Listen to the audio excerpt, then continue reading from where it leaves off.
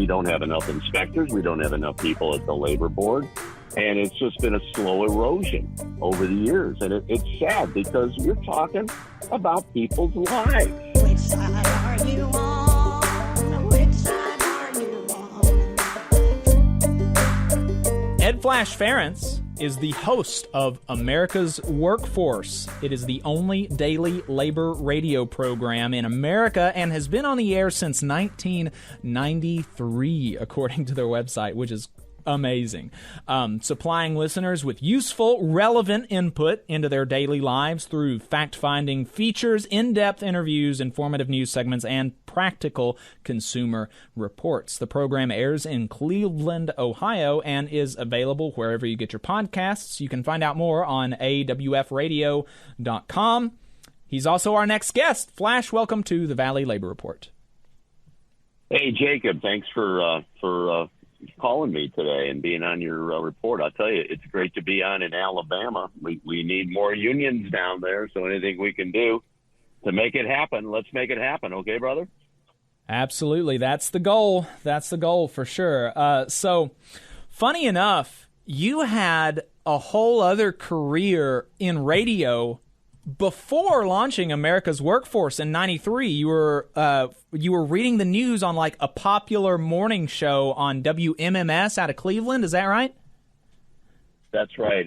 I started my radio career back in 1973. And let me go a little bit before that. Back in the 60s, I was part of the rock and roll revolution with the Beatles coming out, the Doors, all the great bands that exploded out of England and then the United States. And I always dreamed of going into radio. I mean, I was just obsessed with radio.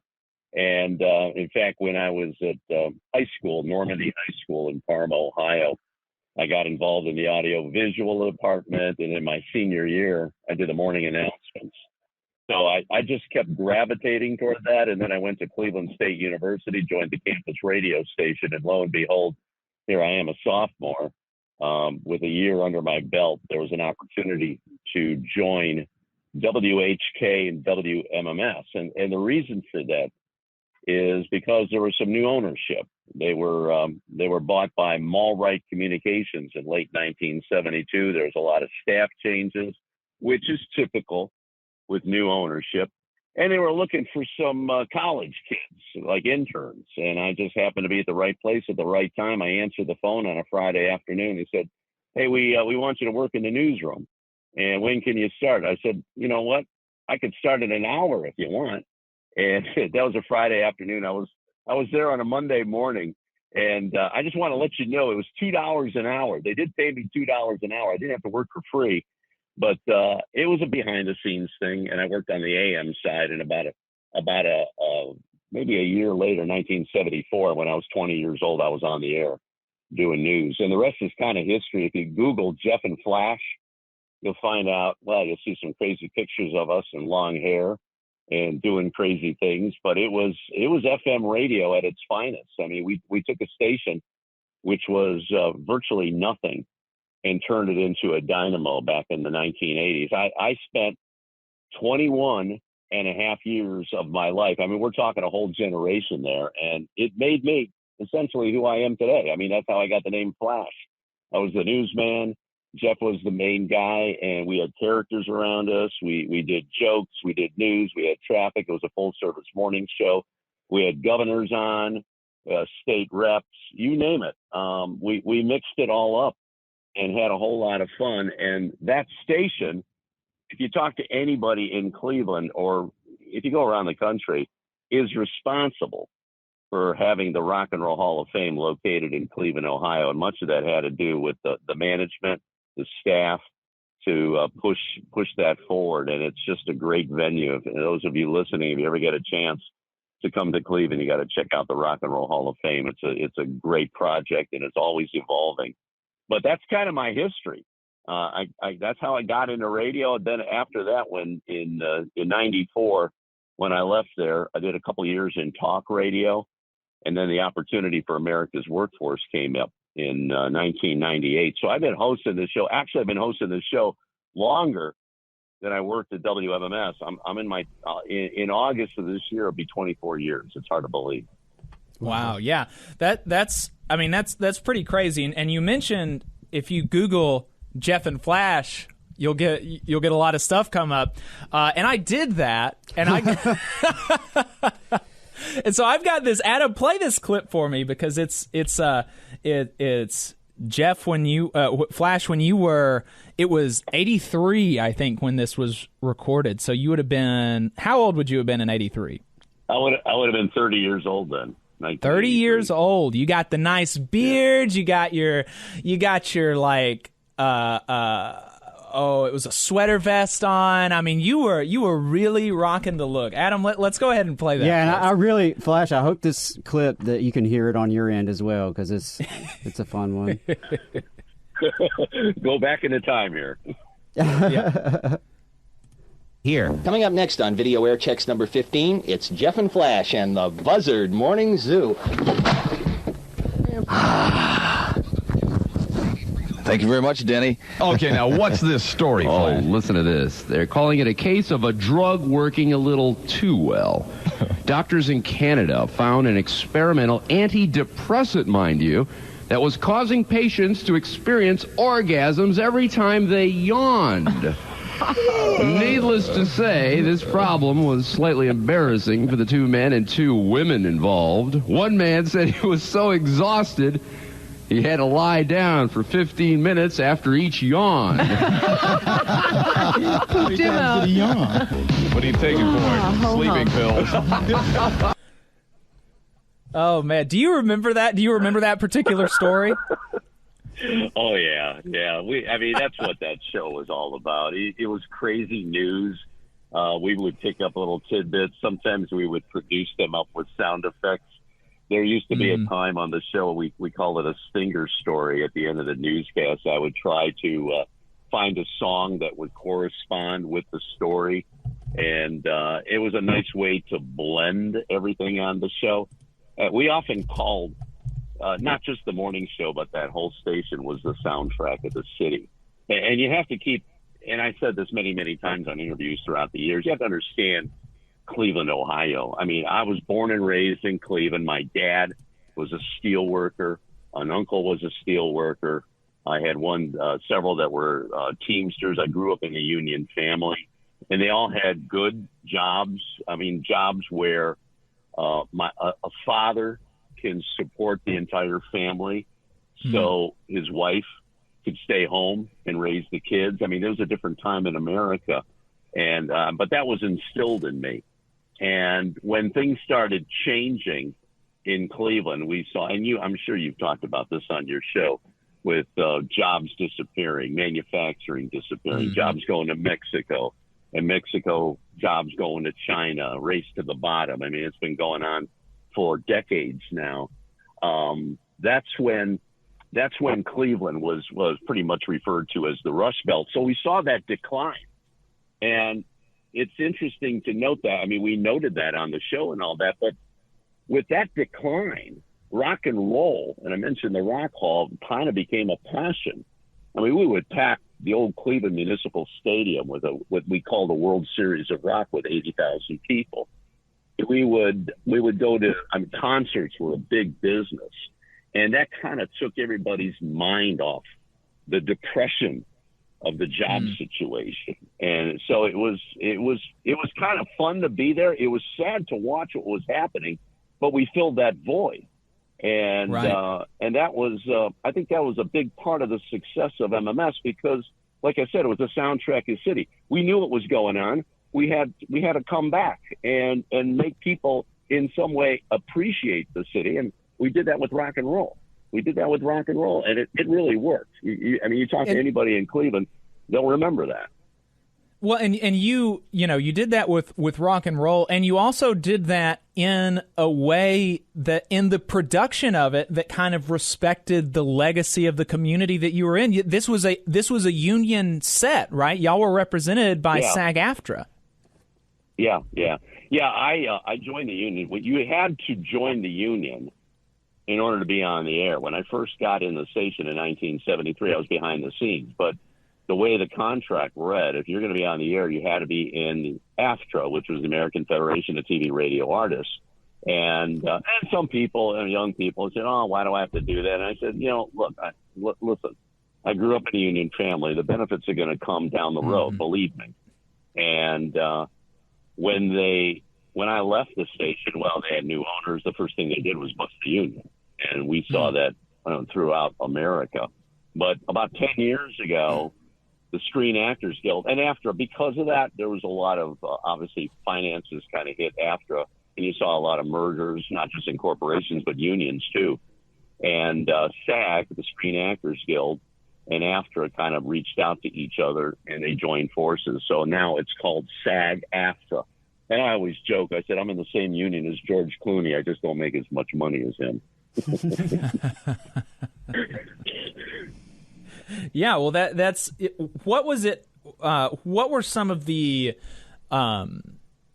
you said that was, it was a union set that was, that you had to be part of the union to be on the air.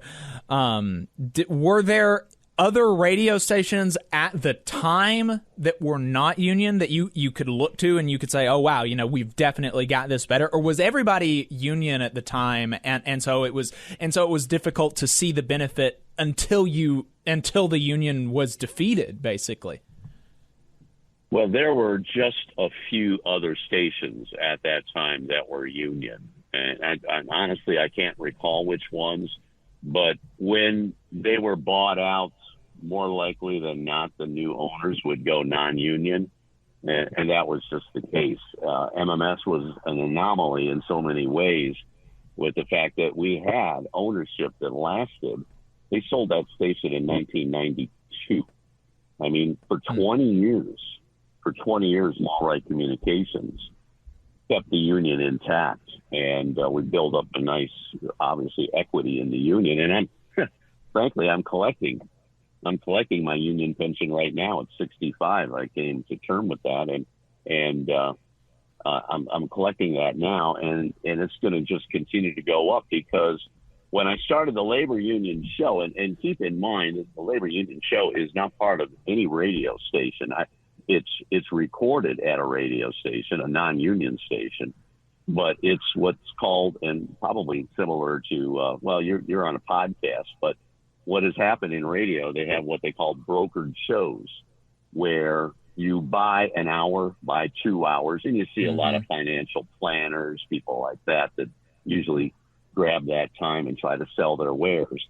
And that's kind of what America's workforce was and still is. We've just expanded with the podcasting, which is going to be 2 years come June. And that's why you know about the show now, because podcasting is the biggest thing happening in America. And I want to share with you some numbers that I just got from our production people, that America's workforce, I mean, we're growing every month. And that just shows you there's a need. There's a need. We have good content. We present it well. It's presented in a radio station style, and which makes it a little bit different than other podcasts. But right now, I mean, there's a lot of podcasts in America, keep that in mind. But right now, we're in the top 10 to 15% when it comes to downloads of podcasts in America. And I'll tell you, in a 2-year time, that's pretty darn good.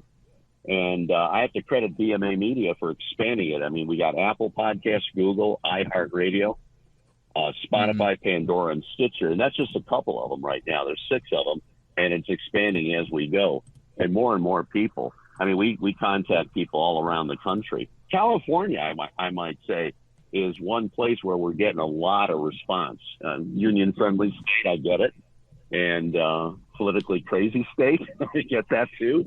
Maybe that's why, I don't know. But it's fun to monitor what's going on, to see where we're picking up. And we're trying on a daily basis. I mean, we record the show Monday, Tuesday, Wednesday, Thursday, Friday, and we're trying to go to various parts of the country. We've hit Alabama a couple of times. We hit Florida, and we're going into those right-to-work states to try to spend to get the union message out there. Texas is one. We hit, we were with the Georgia State Federation, Charles Fleming was on a couple of weeks ago. He was really good. I mean, there's an interesting state politically and in so many different ways, especially now with the Marjorie Taylor Greene's case before that administrative law judge. Yeah. I mean, I don't know where that. Right. Yeah, well, y'all have a very similar. I mean, it's basically exactly the same kind of format as we have, because we do that on a few different stations. We buy an hour and a half on WVNN in Huntsville. We buy an hour on WZZA in Muscle Shoals, and then WHIV in New Orleans gives us an hour for free. And then we also upload it as a podcast and do it on YouTube as well. So a very similar format there, and actually we have some of this. One of the same sponsors, AFGE, sponsors both of our shows, and I liked your reading of their copy so much that I had them ask you if it was okay if we just played your ad. so we've actually got your ad running on our show, and so our sponsors help us stay on the air, as well as listener donations. And you've been in Alabama a few times, or you've talked to people from Alabama a few times, and you talked to Bart Maddox from the Ironworkers last week. A couple months ago, you talked to Bill Blackman from the Ironworkers, or from the Electrical Workers in Birmingham. They're a sponsor of the show. And we just got in the chat, Jeb Miles, who's with the Ironworkers Local 477 in Muscle Shoals, said he is slated to be on May the 4th. So that's really cool. And you actually, the Electrical Workers have in Birmingham, they have a really cool thing that they just finished, actually, which is the city council in Birmingham passed a responsible bidder ordinance at the urging of the electrical workers mainly, but some of the other trade unions as well. And your interview with the IBEW is the only news that I can find about the responsible bidder ordinance passing. I mean, I've had him on my show to talk about the same exact thing. And I was, in preparation for the interview that we did with him, I was trying to look for some information about it. None of the local news stations were talking about this. There was nothing on it except Ed Flash Ferenc in Ohio talking about what's going on in Birmingham, Alabama. It's crazy. Well, that just shows you the void out there. There is a ton of stuff that the people are not acquainted with. And you know, much of that, if not all of that, is because of deregulation. I mean, how many shows were carrying like the late Rush Limbaugh?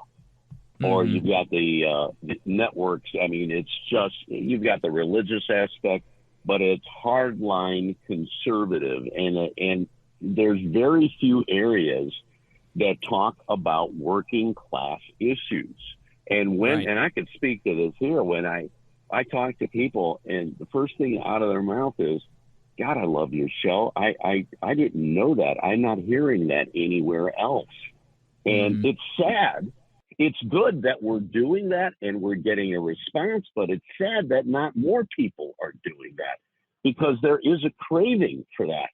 And there's so many things in America. If you don't mind, I'll share with you something. We have Tim Coleman is a great guest. You should get him on your show. And he comes from the Sprinkler Fitters Union, which is affiliated with the United Association. And he's on a mission. And actually, this is a great idea, because I told you about the Rock and Roll Hall of Fame and NMS. And back in the 80s, we were the activists for that to happen. That was an uphill battle. It took almost 10 years for that to happen. And when we were announced, when Cleveland was announced in 1986, it still took 5 years for it to happen. So radio, in its heyday, always was a medium that moved the needle. And with the dilution of, you've got so many stations, you got 500, 600 cable stations, you don't have 3 VHF stations. There's a lot of choices out there, and a lot of it is occupied by outlets that really don't help workers. Let's be honest. Right. I mean, that's the situation. But radio can be used in a way to make changes. And I bring up the Sprinkler Fitters because this is unbelievable. New York. Okay, can we agree that New York has pretty good union density. Unions, I mean, especially compared to states in the South, we can agree on that, right? Oh, yeah. Okay. Oh, yeah. Did you know that New York is one of 5 states where sprinkler fitters don't have to have a license? Wow. Go figure. Go figure that. And you're talking when you have a sprinkler fitter, and look up the sprinkler fitters, go to the UA. There's a apprenticeship program that is unbelievable. Sprinkler fitters, I mean, these are people that are saving lives when you think about it. The sprinkling systems are in schools, in hospitals. And if they're not done, if they're not installed correctly, we're talking about lives being lost. And there's documentation on that. The UA has been following this for a long time. And Tim, he's been on the show a couple times. In fact, I had one of the sprinkler fitters just this week from Chicago, Illinois. Illinois is another one that doesn't have laws like that. Again, union-friendly state. Why? So anyway, what Tim's doing, he took the show and he took the links, he edited them down a little bit so they're not easier to send by email. He sent it to every legislator in New York, state, Senate, I mean, all levels of government. He sent it to the governor's office. I mean, he loved what we did, and he set it up. And it was we had individuals, not just Tim, but we had other people on the show talking about the fact that they lack licensing. But this is what needs to be done. And I come from that old school where you can make a difference. And we always say unions make a difference. And you guys know that. I mean, look at the difference in salaries. Look at the difference in pay. Pensions. Come on. I mean, did you know like half of America does not have a pension? Oh, yeah. Come on. And it's let's start bringing those topics back instead of all this political craziness that's going on, and talk about issues, bread and butter issues that are affecting people. Right. And so anyway, even I'm on a soapbox here. Can you tell? Oh no. I mean, it's a good one to be on, because I mean, even some of the places like that's supposed to be that if you're completely right about the proliferation of right-wing media and the subsidization that like oligarchs and billionaires give it, because the extent to which it actually adds value, in kind of a capitalist sense is probably pretty minimal, but they're getting the message out, and people on, it seems like unions and people on the left seem less willing and able, of course, because there are less billionaires, but the extent to which we have people that can give resources, it's difficult to do things that do actually talk about working people's issues. And even some of the places that are supposed to be, if you listen to, the people on right-wing radio that are supposed to be like the left or what, MSNBC, CNN, NBC, all these people, we have one in Alabama, the Alabama Political Reporter. That's ostensibly, if you listen to right-wing radio, you're going to think the Alabama Political Reporter is a socialist, communist thing, right? And so let me just read you a piece that is in their news section. That it was a report. They did an article about the Associated Builders and Contractors endorsing this person for Senate. Okay, so this is just supposed to be a straight news article saying these people endorse this person. Listen to some of the stuff that they put in here. The merit shop philosophy is a belief that the free enterprise system, uninhibited by government, overregulation, or interference, provides the best opportunity for qualified, hardworking individuals to excel in their craft. It is a competitive way of doing business that encourages fair play, economic growth, and job creation. It is a principle which, while focusing on safety and workforce development, rewards personal initiative, skill, and drive to succeed. At the end of the day, the merit shop way of thinking creates opportunity rather than focusing on entitlement, something the country could learn from. This is in their news section, Flash. Yeah. Oh, this is supposed to be like this is supposed to be the Democrat operative people doing the news in Alabama. Yeah. No, it's way out of line. Way out of line. You know, you have to understand, we live in a PR world today. You ever see the movie Cheney that came out a couple of years ago about the former vice president? There's a good, I think Frank Luntz was the guy. He was a speechwriter, and he also crafted their talking points. And you heard talking points. And I'll tell you, especially the right wing, they do a darn good job at that. They really do. In that movie, they'll take something and they'll make it palatable to workers. And one of them was the death tax. They refer, you know, when when somebody dies and there's an estate and there's a tax on that estate, so they called it a death tax. That's just got everybody riled up. And it's the use of clever words that get people's attention, even though it's not for their best interests. And it hurts the economy in various ways. And it happens all the time. Like tax cuts. You know, how many times have you heard, they cut taxes. I mean, I get that, but it'd be nice if they cut taxes for the right people. Right.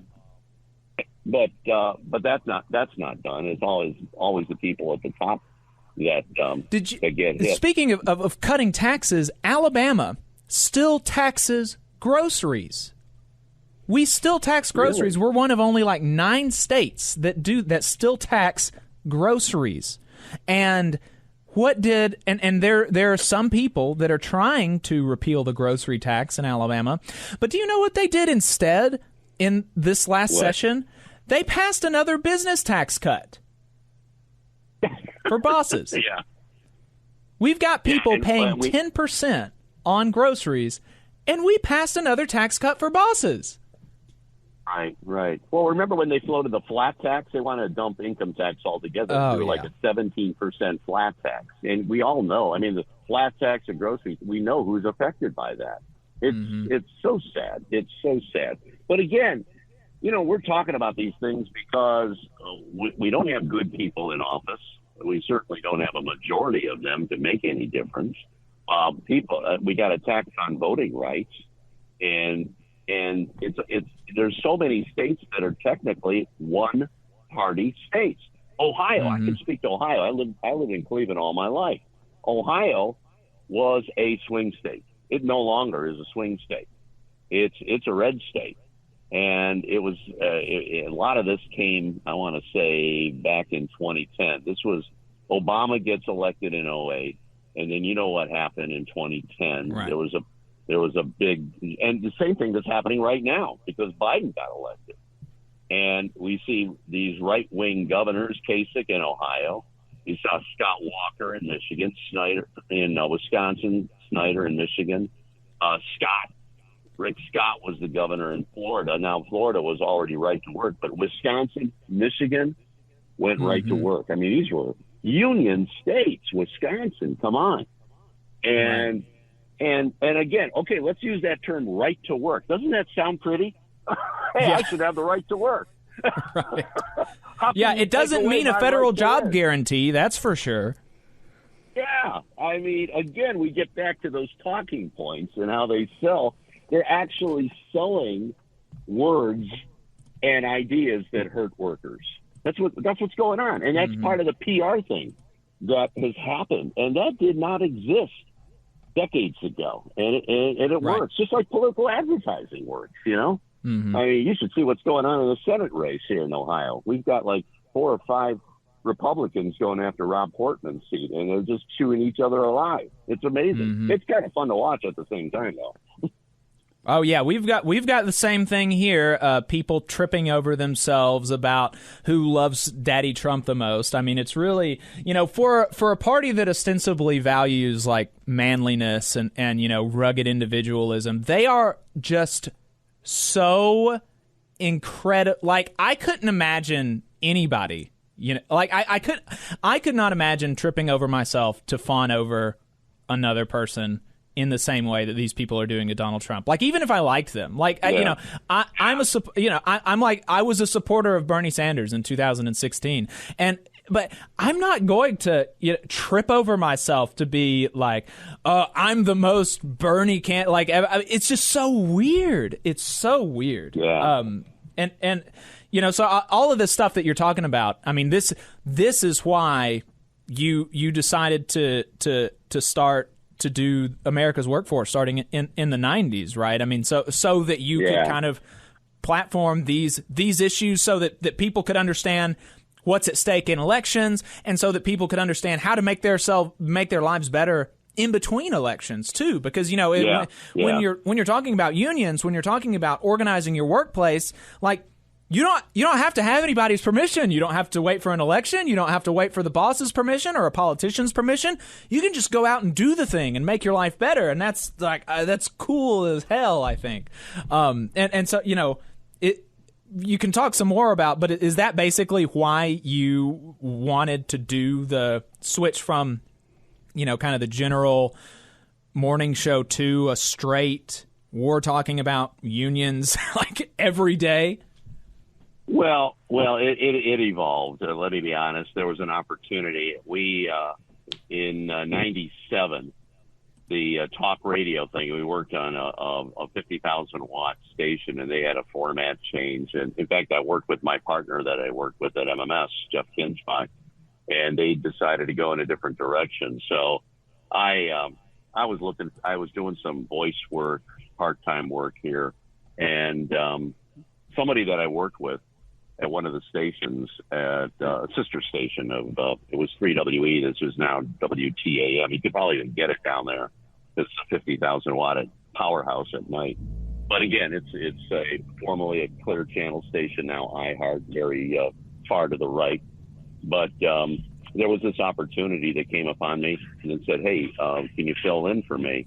And I did it. I liked it. And then that person went on to another station, and I had the opportunity to do it, 5 days a week. We did it live back then. It was at 7 a.m., 7 to 8 a.m. And then I got in 2000, I got a day job, and there were some format changes at the radio station, so we decided to record it in the morning, and then it airs from 4 to 5 p.m. on 1490 WERE. It also streams live at newstalkcleveland.com, so you can get it down there on a daily basis. But if you don't mind, I want to go back a little bit. 1993, there's pivotal dates, and as you well know, there are certain dates that I think we need to call attention to. And oddly enough, the year that I was born, 1953, was the highest year for union density in America. Mm-hmm. It was like almost 35%. Think about that. More than one out of three workers in America belonged to a union. That was 1953. And you had FD. And how did that happen? Well, let's take a look. FDR, union friendly. Truman carried that legacy. Eisenhower, even though he was a Republican, started a federal highway system, put a lot of construction workers to work. I mean, there was a lot of things that were very union friendly. And when that density happened, there was a certain amount of time where the corporations say, oh, okay, slow down here. We got to stop this. And we saw the erosion step by step, mostly in manufacturing. And that started in the 70s. And then it accelerated. Boy, the game changer was 81 when Reagan fired the air traffic controllers. Pivotal year. Because that gave a green light to corporate America that, hey, you know what? If you want to get rid of your union, you can do it because I did. And it happened. It happened. Now, let's fast forward to 93. What happened in 93? Clinton signed NAFTA. Mm-hmm. Yeah. And you heard all the stories. People saying, hey, this is not a good idea. And sure enough, we saw jobs disappear. So what do? We do it again. 2001, when we normalized relations with China. And since then, I just talked about this on the show yesterday. China alone, the Economic Policy Institute, did some numbers on this, and they just went from 2001 to 2017. 3.8 million jobs went to China. That's how many jobs went to China. And why did that happen? Well, you know what? It happened because they had a lot of help from the Democrats. The Democrats, right. Clinton signed off on it, the Democrats. And here's part of the reason for that.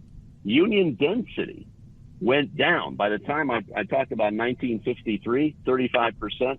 And I don't know, I don't have the numbers in the 90s or 2000, but it was probably, I would say, between 18 and 22%. And today in the private sector, it's like 6 and 7%. The only density that's strong today is in the public sector, and that's why they're attacking public sector unions. That's about 30%, where it was back in 1953 for everybody. But the Democratic Party got a lot of help from unions. Well, guess what? They can't get that anymore because unions don't have the strength. They don't have the financial resource. So where do they go? Corporations, corporate America. That's why you saw them sign off. That's why a lot of Democrats, people realize, okay, if you're not going to be on my side, I'm going to find somebody who is.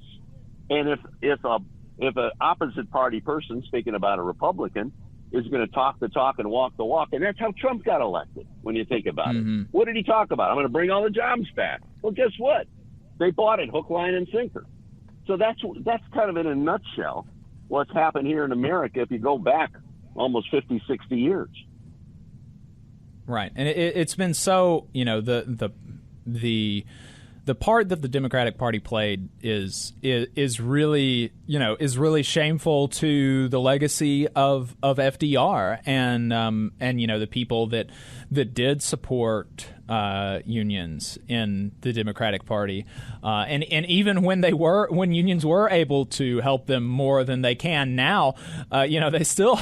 I mean, Clinton. We're talking about unions were a lot stronger back then. Jimmy Carter. Jimmy Carter was the one that put in place the plan to implement the changes or to fire the air traffic controllers, and then Reagan just went through with it. So like it's just really amazing how that's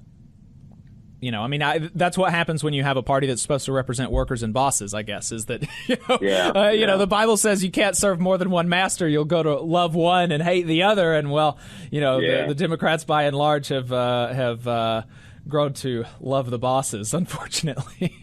Boy, you're not kidding. Hey, here's a little tidbit. I didn't realize this. I did some research for President's Day. And, everybody talks about FDR, about unions. And sure enough, the National Labor Relations Board was created under that administration, Social Security, all good things for workers happened. But he didn't like public sector unions. I don't know if you know. No, that. He didn't. I didn't realize that. He didn't. He didn't like them. He didn't think they should exist. Private, yes, but he didn't like public sector unions. So it's kind of interesting. And you fast forward to today, Biden, he'll go for it all. He's very pro-union. I just wish that there would be, and there's so many things that he's got to fight now, plus the crazy war, right? That things like the PRO Act and things that would help people. And again, where are we? Who's stopping progress right now? Democrats. Democrats. Right. Guy by the name of Joe Manchin. We got the two people over in Arizona. It's Democrats. Those are the ones that are stopping everything, which is so frustrating. It is so frustrating, and basically the bright spot in the Biden administration has been the NLRB. We spoke to, you mentioned public sector unions. We spoke to an attorney at the NLRB in Birmingham a few weeks ago, Joseph Webb. He's the president of the NLRB Union Local 10 here in the Southeast, and he talked about. We got him on after that report from Dave Jamieson at the Huffington Post about the NLRB's funding issues. And, he talked to us about one of his other fellow union members at the NLRB who explained that Republicans are much more passionate about destroying the NLRB than the NLRB is, or than the Democrats are about saving it. And so we've seen since 2014, Obama, Trump, and one budget from Biden flat funding the NLRB, which amounts to a 25% cut in their funding, as we're seeing more union elections, more organizing, more people, more ULPs being committed, and so the people that are tasked with enforcing all of labor law are being left to hang out left to dry on the vine, and by Democrats and by Republicans. It's just, it's really. You can take that to other government agencies, and one that stands out is OSHA. And I call attention to OSHA now because, this week coming up, next Thursday is Workers' Memorial Day. And that was created, believe it or not, that was created in the Nixon administration. And if Nixon were alive today, he would be, and probably Reagan too, they'd probably be kicked out of the Republican Party. They're too liberal. I mean, at one point, Nixon wanted to do a universal health plan. And there was a fight because I know. He wanted to implement universal basic income, actually. Really? Okay. And yes, don't forget the EPA. The idea is they would burn the house down if that happened. I mean, it's amazing. But OSHA is another one. I mean, how many inspections are taking place in workplaces today? The inspection usually doesn't happen until there's some tragedy. It's just like the bridges that collapse. They'll say, well, this bridge is not good, and then it collapses. Oh, we should have known about it. Well, you did. You just didn't do anything about it. Right. I mean, it's ridiculous what's out there, but we don't have enough inspectors. We don't have enough people at the labor board, and it's just been a slow erosion over the years. And it's sad because you're talking about people's lives. I mean, the statistics on at least 5,000, 5,200 people every year go to work and don't come home at the end of the day. They get killed on the job. And then literally tens of thousands die because of exposure to hazardous chemicals, asbestos for one, silica dust. And these take a long time, maybe 20, 30, 40 years, and then they end up as court cases, and then you know how that turns out. I mean, by the time you see any kind of adjudication, the person's dead. I mean, that's what's going on. There's, we have gotten better. Don't get me wrong. I mean, it's definitely made improvements, but we have a long way to go. We really do. I remember doing a segment, I think while Trump was still in office, about OSHA, and that they had, I can't remember the numbers, but it was something absolutely insane. Like only one in every 5,000 reports were even investigated by OSHA. I can't. I mean, take it with a grain of salt but it was an insane number under the Trump administration. Yeah, and it's just absolutely. It's crazy. Flash, I am really enjoying the conversation, but I want to be respectful of your time. I said 30 to 45 minutes, and we're already going a little over. So, but I really appreciate you taking the time to talk to us. We'll have to get you on the show again.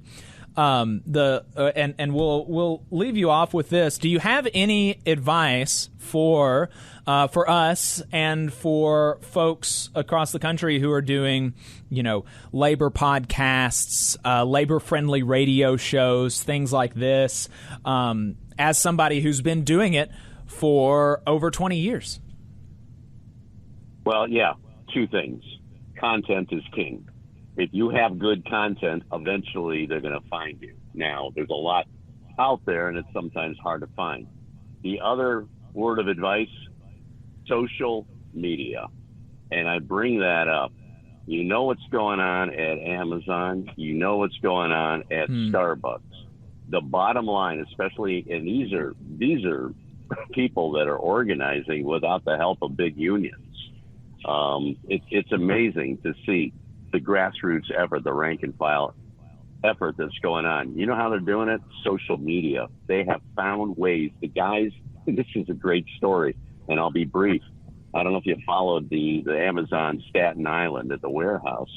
They went down the halls there at the warehouse, and they found the union busters. They saw which were getting paid $3,000 a day. They got their phones out. They captured the video. They tweeted it out. Don't talk to this person. It's a union buster. And there was one where these guys are clever too. They had a good-looking gal that was a union buster. Nobody knew that until she was exposed. In fact, they were hitting on her. Hey, don't talk to her. She's a union buster. Yeah, I remember you saying that on your show. Everybody ran away and said, I ain't going to talk to you. but social media is the wave of the future. And we use it at BMA to get we even sent out social media on Friday, yesterday, to promote your show today. So social media if you know how to use it, it can be so effective. It's being used in organizing as we speak. So I think that's my best advice. Keep the content strong, promoting. One thing at WMMS, what we did, we had great content, and my program director will swear up and down on this, 50% product, 50% promotion. If you don't have that promotion to go with that good product, it ain't going to happen. Simple as that. I want to leave you with that advice. Flash, thanks so much again. I really enjoyed the conversation. We'll have to get you back on the show. Thank you. Thanks for inviting me, and let's do it again. All right, folks. Go listen to America's Workforce if you're not already for some reason. It's really great. They've got new interviews out every day. You can find them wherever you get your podcasts.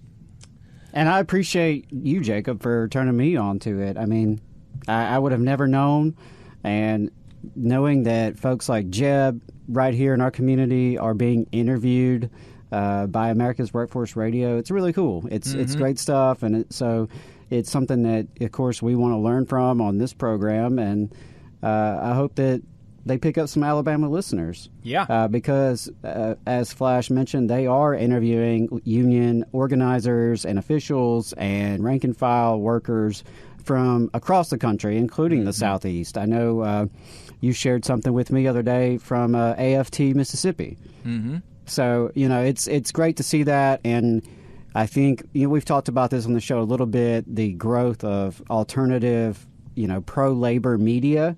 And, I'm glad that we're playing our little part in that. I'm happy to see what Flash is doing with AWF. And really, I think it's something that's promising. I know there were some kind of depressing aspects to our conversation there, talking about the deindustrialization and, the neoliberal turn in this country, the decline of unions. But the positive thing we can talk about is how just in these last couple of years, we have seen an explosion in pro-labor media and an explosion in actual new organizing happening in places like Amazon and Starbucks. So I think those things bode well for us as a movement. And the more we can all support each other, promote each other, and collaborate, the better and stronger we'll all be. Absolutely. I mean, seriously, I found America's Workforce like 6 months ago from the Labor Radio Podcast Network, which we are a part of. I was like, I had run out of content to listen to. I was hungry for some new content, and I went to the Labor Radio Podcast Network. You can find them at like laborradionet.com or something. I don't know. Google Labor Radio Podcast Network, and there's like 100 different shows that are all labor radio stuff. So that's where I found him, and I've listened to basically every single episode since then. It's such a great show. You just saw a clip from the Valley Labor Report. We are live every Saturday morning from 9:30 a.m. till 12:30 p.m. And we pride ourselves on keeping all of our content free to everybody so that we can talk to as many working folks as possible. If you support the work that we're doing, you think that it's important, you think that it's good, then consider making a monthly contribution to the project, and you can do that on our website, tvlr.fm.